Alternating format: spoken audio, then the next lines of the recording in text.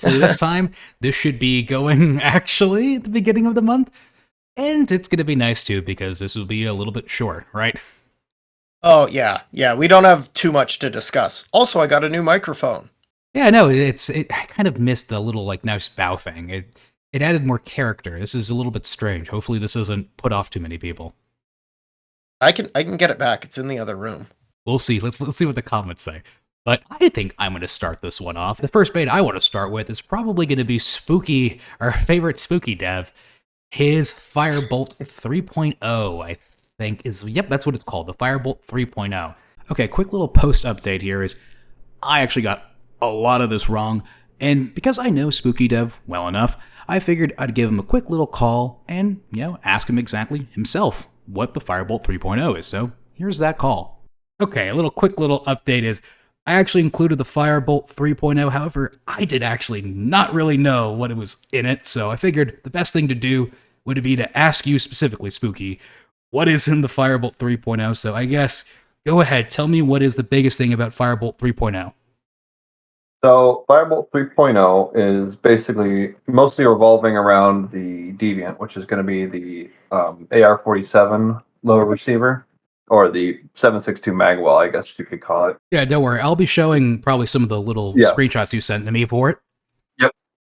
So yeah, that was the main catalyst to 3.0, was the addition of the magwell, since we got the geometry that we needed. Just like with 2.0, we're going to be adding in a bunch of ergonomic and quality of life changes to this whole assembly so that the overall experience of the lower is improved. Much like how the Firebolt 2.0 project was a bunch of added features that kind of centered around improved. So much like how Firebolt 2.0 was centered around ergonomic changes and quality of life and a better assembly and a stronger assembly, like we got the grip combo with Firebolt 2.0. We got safety eases of access. A lot of people complain about the safety. We made it so that you could drop in the fire control group after you assembled your lower, not while you were assembling it. We added the bolt catch to all magwells, and just a bunch of other added stuff. We're doing the same exact thing with Firebolt 3.0, just a little bit, I guess, less. So we'll be getting a new magwell. That's going to be the big project here. But then we're also going to be adding a couple more quality of life and ergonomic changes to make it less bricky, a little bit more rounded, and a little bit easier to print as well. So we'll be optimizing some print orientations, some geometry, so it's easier. It requires a little bit less for supports here and there. Or if it does require supports, they're just easier to remove. Well, I'll ask this too. Like so, a big thing also with most AK stuff is if it's going to be using an AK-47 stuff, or AK-40, not AK-47, I guess AR-47, whatever, there's really not a good standard on it. But you're correct. I guess, because I guess that'll probably be there's going to be a follow-up question to it.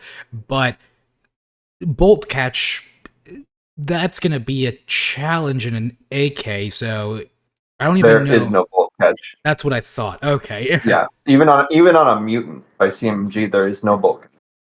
Well, okay, so like I was kind of mentioning a little bit earlier then too, is it's a lot of variation in AR-47s, because I don't really think there is a specific standard one for it. The one that you have looks more like it's going to use normal AK style magazines. So that one, like I think the BCA has their special weird banana mags that is just atrocious, but hey, those just work with normal AR lowers, so probably nothing special with those. Yes. But specifically, I guess, is there's the CMMG mutant upper. There's the BCA one, but that's kind of, again, a little bit different. And then PSA has theirs. Which one specifically is the Deviant working for if someone wants to, I guess, go ahead and kind of get themselves prepared for it? So with the Deviant, you have two options. The easy option and the pricier one is going to be to just grab a PSA KS-47 style upper receiver. That's what this is modeled out. The KS-47 is AR-15 patterned. A mutant is not exact. It's contrary to popular belief. It is not actually an AR-15 that takes a AK-47 mag. It's a pattern that's slightly in between AR-15 and AR-10. So it's a little bit longer than an AR-15. So that's why we're not modeling it around that. We're modeling it around the P at, say, KS47, because that is actually AR-15 patterned. So that's option one. If you want something that's drop in, ready to go, you can grab a KS47 upper and you can slap it on, it'll be ready to go. Option two is modeled around a modified Biden's Bane that we're currently working on in the beta chat right now. So that Biden's Bane has modified geometry to the upper to accept the AK mag feed lips. Basically the only change to the upper that we really needed. The other change is going to be if you already own a stoner style AR-47, which is just the AR that has the stupid banana mag and a regular kind of 7.62 bolt carrier group. What we've figured out is you can modify that bolt carrier pretty easily. All you have to do is grind away a little bit of material from the bolt carrier itself. On the right is an unmodified stoner style BCA, basically, bolt carrier. On the left is the modified bolt carrier that works with this lower. So basically, you just have to grind away a bit of the material from the back kind of lips there, I guess, the little protruding edges, and it'll glide over the feed lips and it'll work, it'll feed. So you don't need to get a KS47 bolt carrier group. You can work with if you have an existing bolt carrier that's chambered for 7.62, and then all you need to get is a 7.62 barrel and you're good to go, minus all the other pleasantries like the gas tube and stuff. Wait, but could you just use it if you don't want to do the whole grinding stuff? I mean, I don't think PSA just sells the bolt carrier by itself, but... Well, they do. Oh, okay. So they do. PSA sells the bolt carrier. If you want, you can drop for the bolt carrier, but it is cheaper to get a regular 7.62 bolt carrier if that's what you're looking for. If you're looking for a budget. Just to make sure, 7.62 by 39, not AR-10 bolt carrier? Yeah, not 308, yeah. Okay, yeah.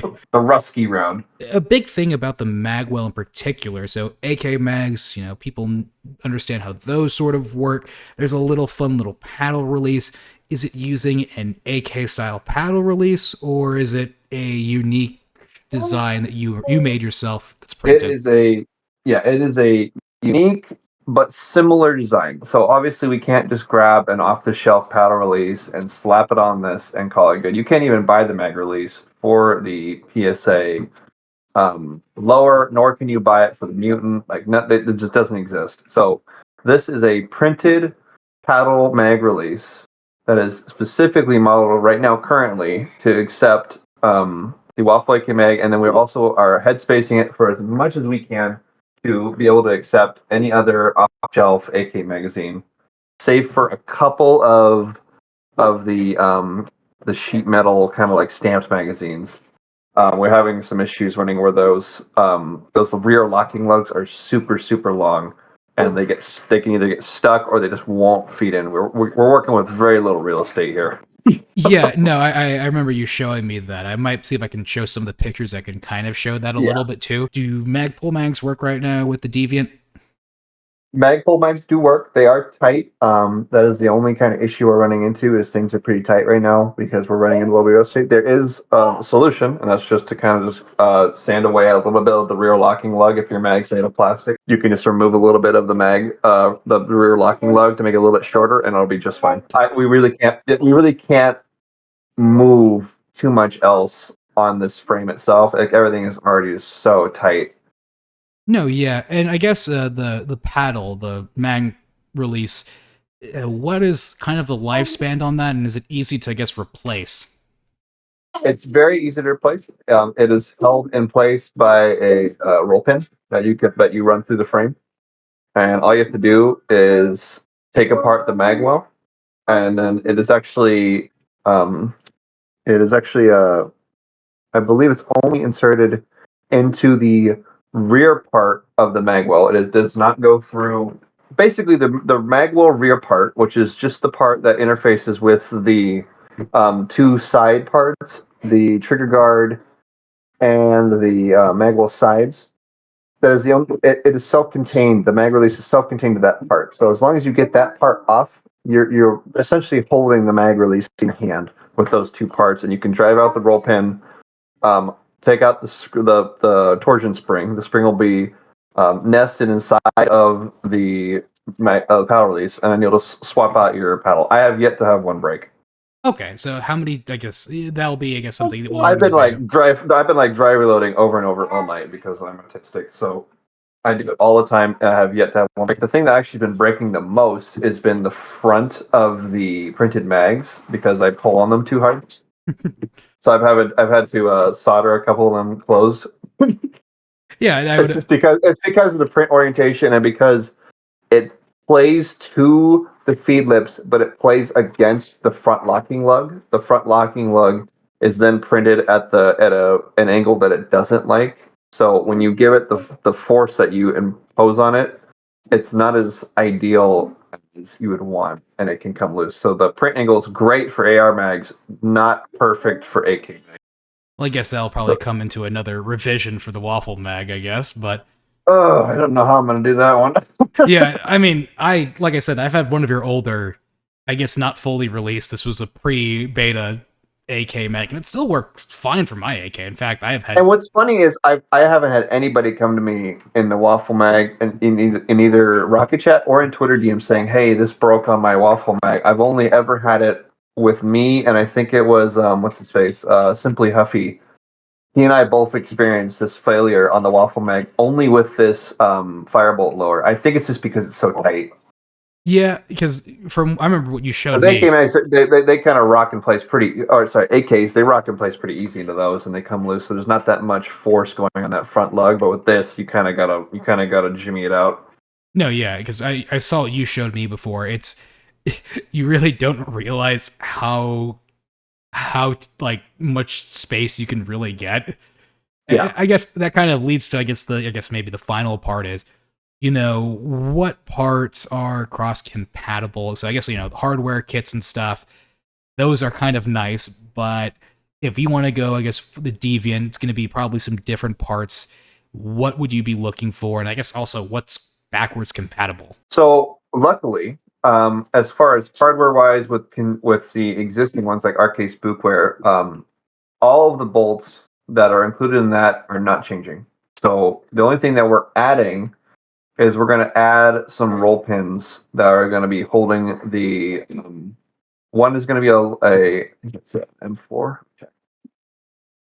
Yeah, it's an M4 by 20 roll pin that holds the magazine paddle release.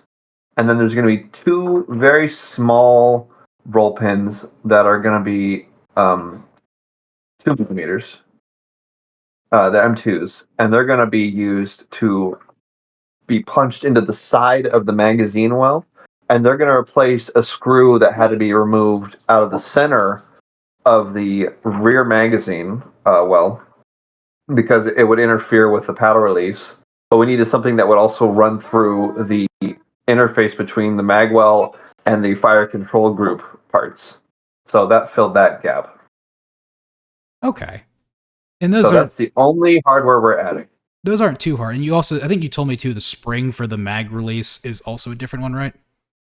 Oh yeah, yeah. Sorry. The mag release spring, you can order it on Amazon. Though that is obviously limited. Obviously, those can run out if too many order. The other option is the specs for that that spring. You can go directly to McMaster, and McMaster has a torsion spring generator that you can feed the specs to, and it'll make one for you, and you can just buy it straight from them. I guess the big thing is it's not going to be a traditional AK paddle release spring. It right? is not. Those things are tight as fuck. I tried to incorporate that. Those things do not fuck around. Yeah, because I'm assuming there'll be some people that'll just buy the AK paddle release, still not listening to this, and be like, "Why isn't it working?" I guess let's at least nip that in the bud as much as we possibly can. But yeah, that was Yes, yeah. If you're listening to this right now, do not go out and get an AK paddle release and an AK magazine spring for the paddle. It'll not work. yeah okay because Everything for this is going to be proprietary or over the counter. well, the nice thing about being printed is that it's not really much more expensive. But I guess another thing too is Firebolt 2.0. So if I have a Firebolt 2.0 and I kind of just want to just sort of I just want the Deviant Magwell stuff You like kind that. of want to cannibalize it for Firebolt 3.0. Yeah, is that what you're getting at? Yeah, basically, what do I need to reprint, and what would I basically keep the same? So if you already have a Firebolt 2.0 and you want to bring it up in spec with 3.0, you're only going to need to reprint the fire control well sides. That is the only thing you're going to need to reprint, because we had to shorten the fire control well sides on the front where it interfaces with the magazine well in order to accommodate the AK mag. So buffer Alternatively, obviously, if you want to, you can take off your fire control well sides and you can belt sand down the parts a little bit until it fits. If you want to save yourself from some printing. Yeah. Oh wait, okay, that's a. I'm not kidding. That's the only thing that changes. It's just a little bit shorter. Okay, so yeah, I'm guessing mostly all this is mostly to do with the AR-47 stuff. AR-15 stuff is mostly similar. I feel like that's the AR-15, the AR-9, and 45 remain unchanged except for some ergonomic changes. That's it. But like, if I were to print the fire control group specifically for Firebolt 3.0, will that I guess interface perfectly with the other magwells, or is it a specific fire control group only for everything? Sorry to interrupt. Is all universal across all magwells. Okay, yeah, because the beauty of having all those different things are that it gets a little. Is that you can, I guess. God, let me try to think. Yeah, it can get confusing, and I was very against that, especially when I first started this project way back when we did the first Firebolt. I did not want to have a fire control well for every single frame. So, and then I developed the universal rear assembly for that Firebolt, and I've did my best to make sure that perpetuates for every single Firebolt iteration, and that is not excluded for this one. So we will have a universal fire control, and it will be backwards compatible, but not forwards compatible. Not all the way forwards compatible, like I was saying. Okay, well that's actually, I mean, that's very nice. I mean, I guess this will also probably be the true first AR-47 printed lower. I don't think Hoffman or Ubar does that. I mean, of course, you can do the weird banana mags, but that's just basically AR-15 pattern anyways. This is the first AR lower, printed AR lower that will accept an 8K mag. Yep. Yeah, so that's already kind of cool. The Firebolt still, I mean, I'm a little bit biased. It's my favorite lower. But I will say I'm looking forward to hearing more how it goes. And, you know, YouTube already took down my video, so I guess it's probably a good time for an update anyways. So I guess I'm looking forward to probably printing my Firebolt lower too.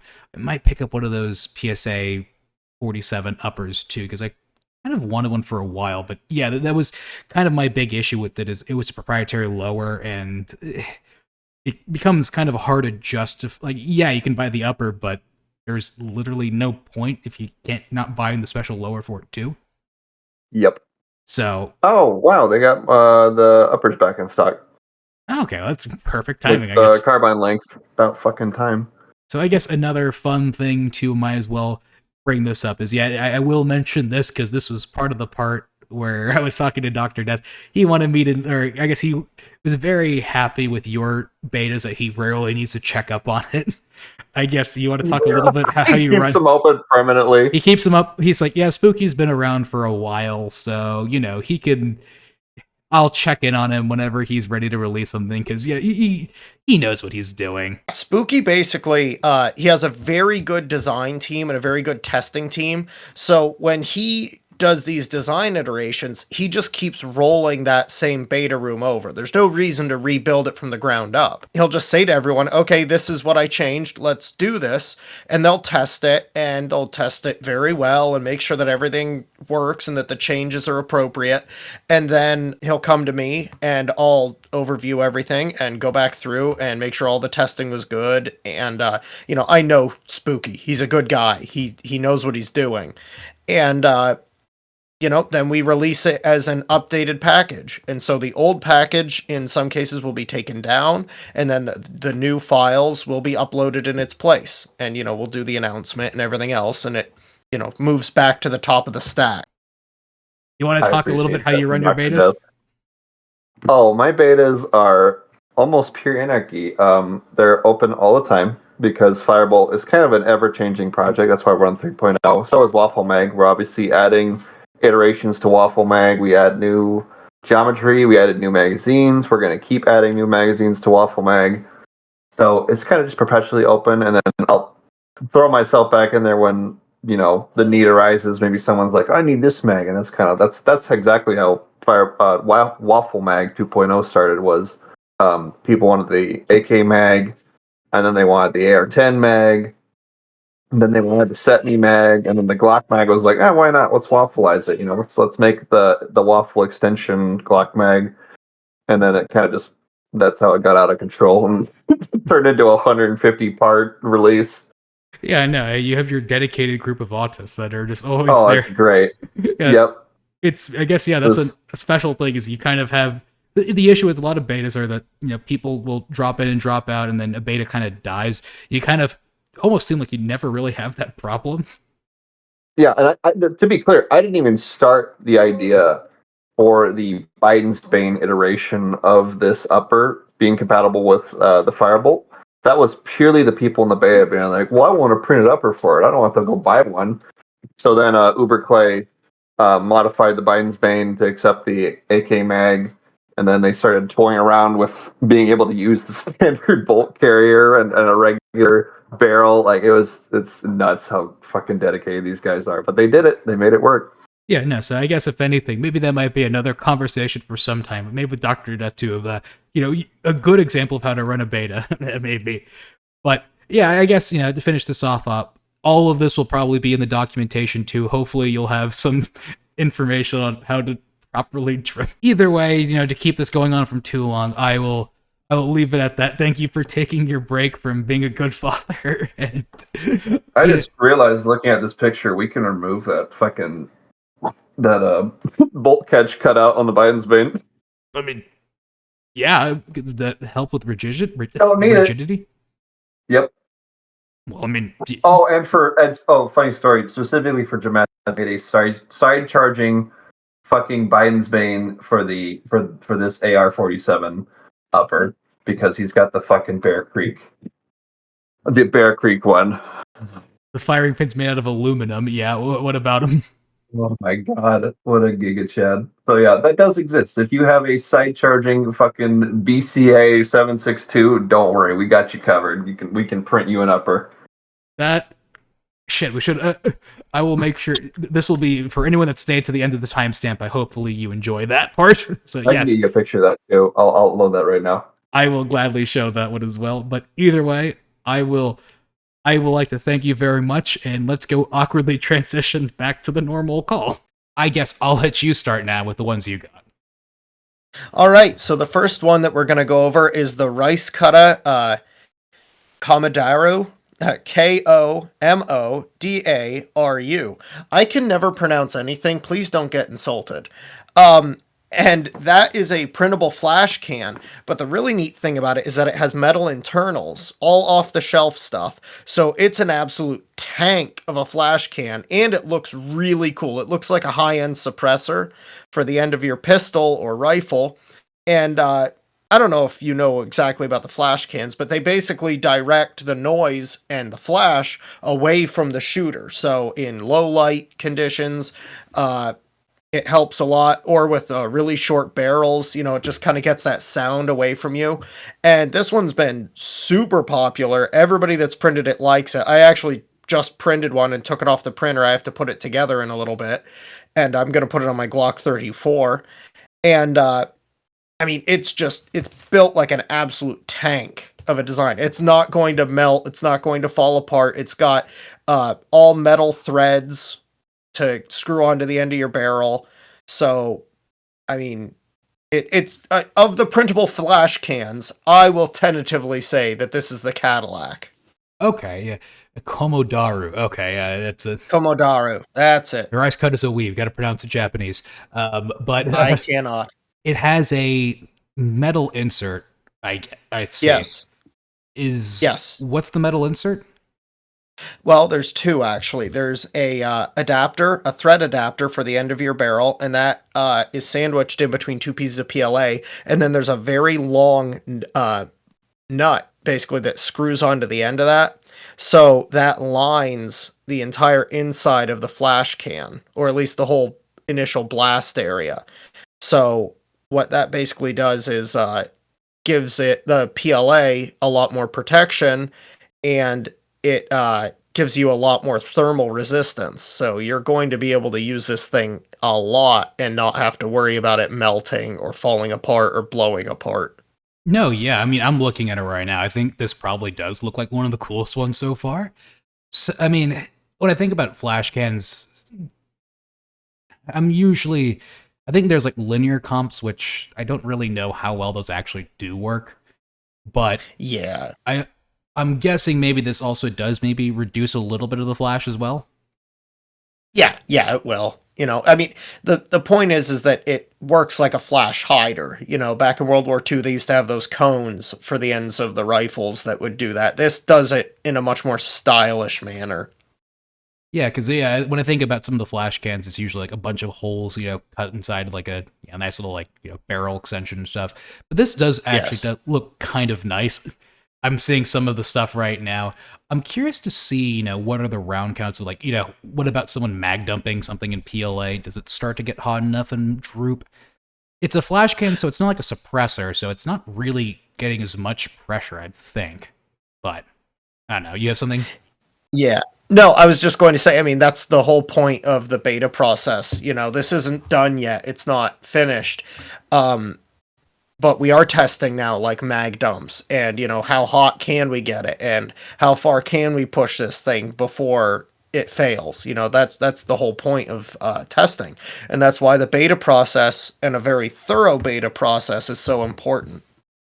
Yeah, and I will say this. Yeah, I do like RICECUTTA as a dev. He has probably made some of the most aesthetically pleasing type of firearms I've seen, and stuff like this. I like him a lot. Yeah, no, he's done a lot of cool remixes, and I'd say this one is pretty nice on his own. I'm not sure if this is completely what he designed on his own, or was based on something, but either way, I like it. It does look pretty cool. I might want to print one of these out and throw it on my Mac or something. I've seen some Macs that have them on it, and they look awesome. Yeah, I know. They look like... I kind of want one of the faux, like, suppressors or the like ridiculous barrel extensions, but this, I think, this is a close second. I wouldn't mind having this on. But... Oh, exactly. I guess, there's really not much else we can really say about a flash hider. I guess, let's go to the next one. Okay, so, the next one that we have is the UberClay OkZoomer. Ooh. And that is a a Ruger SR45 frame. And so it's more modern than the OkBoomer. The OkBoomer, that's a 1911. This is the OkZoomer, and it's made by the same guy that made the Recession Ruger, which everybody loves, and now it has its own theme song coming out. And did you see that? The country music song? Not yet, but I would love to see it later. It's awesome. It's awesome. It's by Balaclava Boy on Twitter. I just saw a few clips of it, but it's like 90s country music, all about the Recession Ruger. But okay, I might like it, but yeah, go ahead. So this is a SR45, and it takes Glock mags, which is nice because it bumps up your capacity, and they're a lot more common than the SR45 magazines. I'm predicting eventually someone's going to make printable ones, but it's a Ruger SR45. It's the SR platform. It uses the standard SR9, SR40 rails, the rail kits available from tons of different vendors, and it's a tank. It's a tank of a pistol. It's overbuilt, like the frame, which is a good thing, I think, when you're dealing with 45, and especially with printed frames. It just gives you a lot more leeway. And, it's fairly early in its beta, but UberClay himself has tested it for a couple hundred rounds already, and it's held up just fine. Okay, yeah. So, I really don't know Rugers that much, but I'm assuming if it's anything like most of the other Ruger parts, it's probably nice and cheap. Yeah, hopefully. The SR45s, as of right now, you look around. You got to look around for them. I know every gun part had one kit. For some reason, the SR45s, people seem to take the kits apart and sell them like slides separate from the fire control group. And I think that's because a lot of the Ruger SR lower parts are interchangeable. I don't know that for certain though. That's something to probably learn in the beta, yeah. Yeah. But the SRs were always a good pistol. I won one once actually in a raffle, and I really liked it. Yeah. Well, I was going to say something too, kind of going back to some of the other stuff. So it's not using the SR-45 mags. It's using the Glock. Is it 4? What is it? 20? No, 20. Okay, is it 20 or 21? One of them's 10 millimeter, one of them's 45. So it's using the Glock 45 mags. Yes, yeah, the Glock 45 ACP magazines. Okay, and that's nice because they are a lot cheaper and a lot more common. Yeah, and it's the same mag that the Recession Ruger in 45 uses. So, you can share mags. You can have the carbine and the pistol in the same caliber and able to take the same mags. Well, yeah, no, I guess people that might want a Recession Ruger, but not as me, they could have I wouldn't want to call it a normal, but a more conventional style. There are shells for it. You don't have to run it fully out in the open and weird like I do. Well, same thing with the 3011. Yeah, there was 3011 shells too, but I feel like most people, I mean, myself included, there's something special about just the slide kind of running like that. Exactly. You need to have it that way. It adds character. A bit of me kind of wants to like do it to the high power solely to mess with Ivan, but that would be evil. It would be evil, but you could do it. I could do it, but no, that would be evil. Another thing too, might as well because we don't have too much. I will say this because you were talking about maybe doing printed Glock mags for 45. I remember me and Ivan and Spooky. I'm not sure if it was on a stream or something, or maybe just various different conversations. That was apparently like it's very difficult to. I think both of them had somewhat tried to do Glock mags for 45, and it just doesn't work. Like it's too hard to get it to like fit. I guess 45 is too big of a caliber, too manly of a caliber, and just couldn't be contained. But I guess something with the walls, it was just very difficult to get it to feed properly or just be durable enough to actually work. I could believe that. I'm guessing that the feed lips probably couldn't be as thick as the 9mm ones. So that would cause some issues with spreading, things like that. I know of a few things that are in the works that might help with that. A few very good developers are working on something to strengthen those up quite a bit. So we'll see how that pans out. Maybe it was impossible for those two, but maybe it might be possible for someone out there who... You never know. I'll never piss in someone's Wheaties, You go for it. I wish anyone that wants to try a printable 45 Glock mag the best. But I guess, it's a Ruger, it has the rails, I guess, already in the parts kit, so there's no special, rails you have to buy. Well, it uses the SR9, SR40 rails, so I do think those are purchased separately. But those are known. They're already manufactured. There's tons of them available. Okay. Double check me on that, but because I haven't built one, but he said that it takes the SR9, SR40 rails. So yeah, you'd buy those from someone like Riptide or Avi's, and just they're available. They're out there. I guess correct me if I'm wrong about this, but is there already a 40 and a 9 version of exactly this one? Yes, Okay. That's an old design, like one of the earliest ones.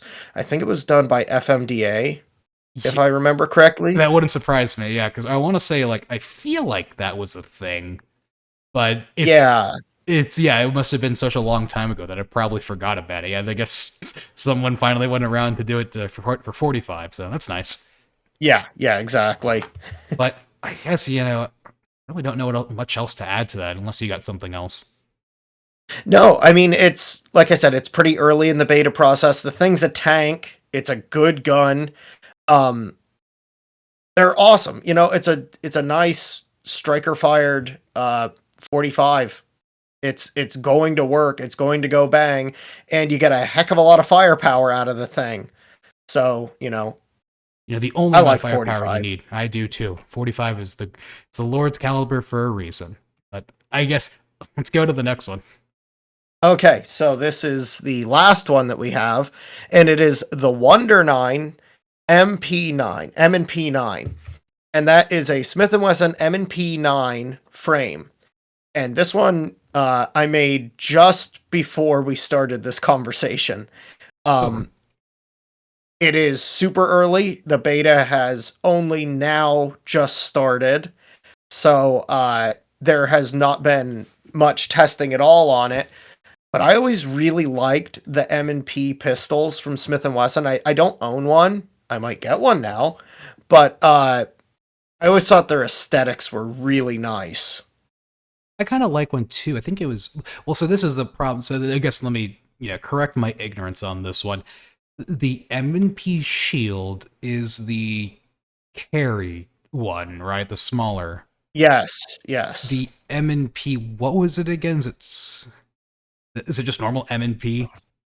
Yeah, I think there's a bunch of them. Smith & Wesson's always had a really weird naming system. Isn't there like the Shield Easy or like Easy M&P Easy? Yeah, there's a ton of them.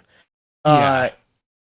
And this one, as of right now, I can tell you, it's brand new.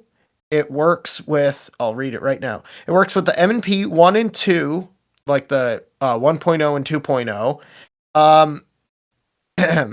He's tested it with both. It seems to work. The neat thing about the M&P is that the rails are machined right into the locking block and sear housing, so it doesn't need any custom rails. That's like nice. they're just included in the kit. He hasn't done the compact or subcompact versions yet. He said that's planned. He wants to get some testers that have the kits, and then they'll do that. As of right now, it fits the full-size pistols. I think it's a cool gun. I think it's a really cool design. I think the more frames that we have to fit the various kits, the better. Let's make those chopped up guns. Let's make them all come back to life. That's what I want. No, yeah, I agree. I remember. I think I shot a competition, and one of the guys had a really tricked out M&P. I'm guessing it was the big one, not the shield, or maybe it was. Yeah. There's competition versions of them. I know they just released like a souped up 10mm one too. Well, I kind of saw. I think the M&P or maybe it's the 1.0, maybe the 2.02 that's like the hinge trigger, which I remember. I have a dagger, and I think people called it, it's similar to the M&P style trigger. Then I actually got to shoot a real M&P. I was like, this is significantly better. It's different. Like, it's not the same as a Glock, typical striker fired, but it was significantly better than a PSA's. I'd believe that. Now, the only negative thing that I've ever heard about the M&P was I was talking to a cop one time, and I was like, oh, you've got one of those M&Ps right there. He goes, I hate it. I can't hit anything with it. And I'm like, that is not confidence inspiring at all. I have seen several cops at shooting ranges where I'm not the best shot in the world, and even I'm kind of amazed by some of their groupings of really? Don't you guys have free range time? But some of them are bad. Really bad.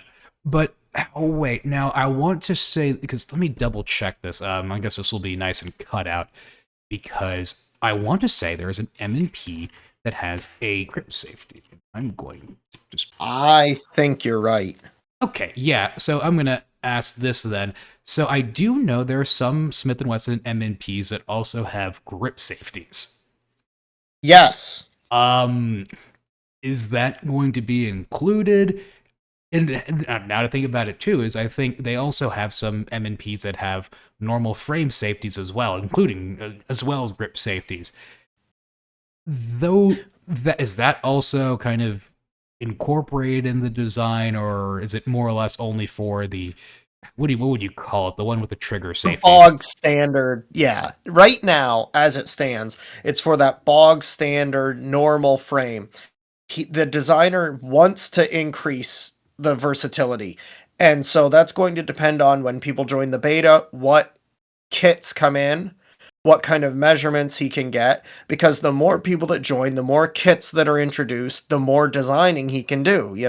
That's one of the big advantages of the beta process is not all of the expense is on the developer. The beta testers themselves can take those measurements and give them to the developer to model into the files. So the plan is to really expand this out and cover all the different models eventually. Yeah. As of right now, start small, get the basic design to work, and then move on.